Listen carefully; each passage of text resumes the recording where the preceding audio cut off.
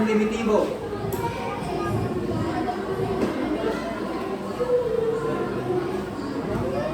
Ako si Doña Monson. Ako si Tyron Janas, gaganap bilang si Father Janas. Ako si Lando May Salviejo, gaganap bilang Miss P. Ako si Jeneline Bernal, gaganap bilang Basilio.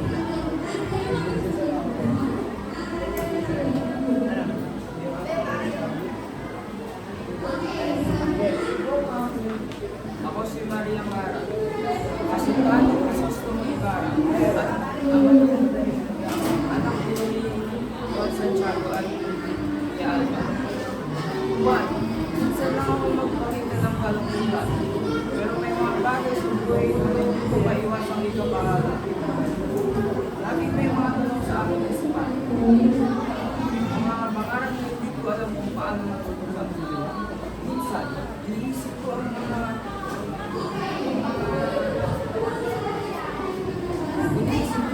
paano nagagawa ang obligasyon sa pamilya at pangalagaan ang mga kahalagang itinuro sa akin. Napakalaking responsibilidad at hindi ko pa alam kung paano makakayanin ang lahat.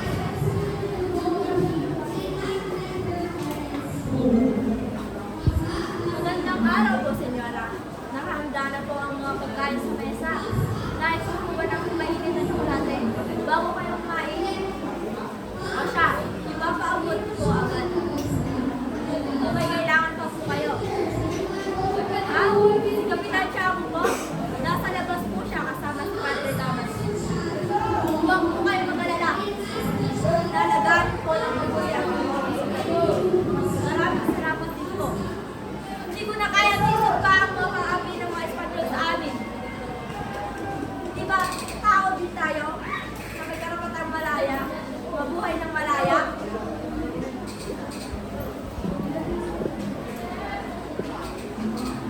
Ako si Sina, ang matalik na kaibigan ni Maria Clara. Pag-ibig, anong komplikadong saliwang kamay ang mga ito? Isang masaya na sayaw ng mga puso. Ngunit, nagbibigatan ng bigat ng mga asahan ng lipunan. Dapat ba ang pag-ibig ay laging pinanggo sa pamantayan o maaari itong lumipad ng malaya? Hindi nakatali sa mga talikaran ng tradisyon kung saan ang aking kapalaran ay tinakda ng iba.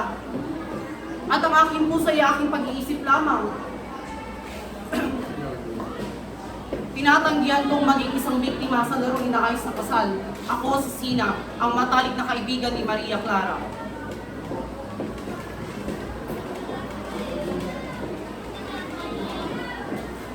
Ay, Virgen sa Antipolo. Ay, Virgen sa Antipolo.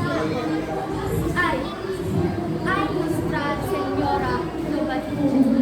Sinasabi ko na sa iyo. Sinasabi ko na sa iyo. Ay, Virgen del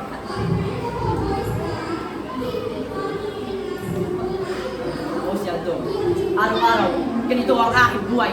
Nagbabantay, nagpapalayas at nagpapatayong sa mga inyo. Minsan, napapaisip ako, tama ba ang ginagawa ko? Ngunit wala akong magagawa. Dahil ako isang guardia civil lamang. Ang ulos nila, ako sinusunod ko. Ang parusa nila, ako ang nagpapatupad. Ako ang Kapitan General. Ako ang pinakamakapangyarihan na opisyal sa Espanya. Ginatawan ng hari ng Pilipinas, kaya anong silbi ng aking kapangyarihan kung hindi ko to gagamitin sa akin, kung hindi ko ito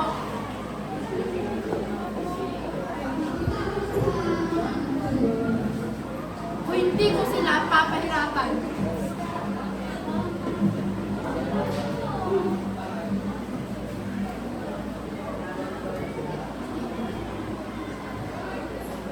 Sa larong aking, ako mismo ang bumuo. Walang sino man ang may karapatang tumapos kung hindi ko pinapalimutan. Ako ang Kapitan General. Maaaring kinakasuklaman ako ng karantinan.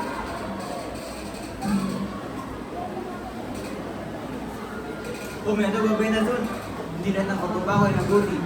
Silpar matatar budus. Noon, may galang pa ang mga tao. Abemas, Lusul, Ediper. Noon, lahat ng tao ay may disiplina at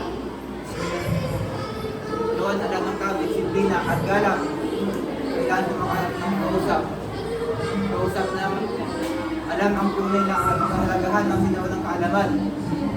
Ano na ang nangyari sa mundo? Hindi na nag-aaral ng Latin ang mga kabataan ngayon. Ako si Don Primitivo, mahilig musilita ng Latin. Ako si Doña Consuelo, dating labander. Nakakainis naman, wisita at parisyan, di malangkot, pinayagan mga asal sa Bakit? Bakit? Di kinakaya niya ba ako? Ganon, dahil pa dati akong labandera. Sabihin mo mukha akong labandera. Sa pananamit ko, aba, Donyang Donya.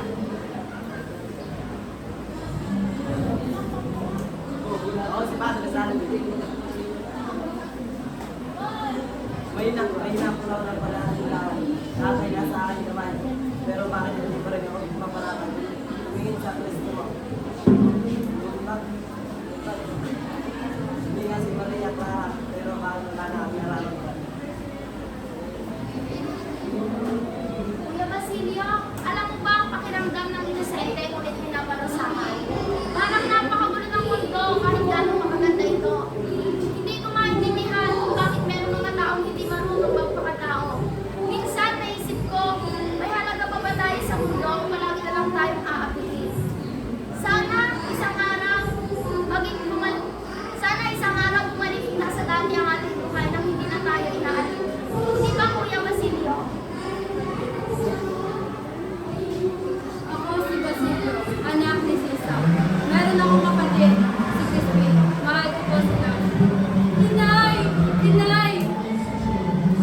Si Basilio ay si Crispin ay nasa kumbento.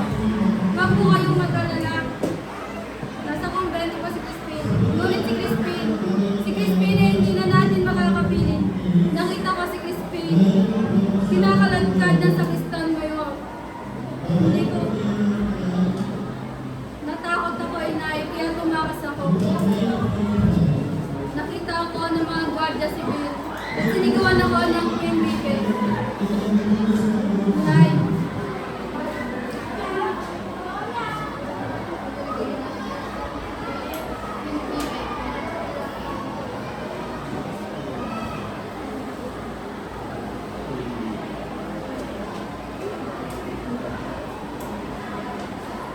Sir, ulit.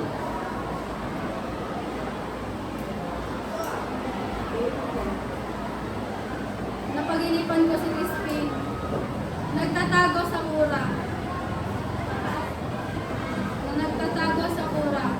Hindi na kayanan ng sakit kaya tinagat niya ang kamay ng kura.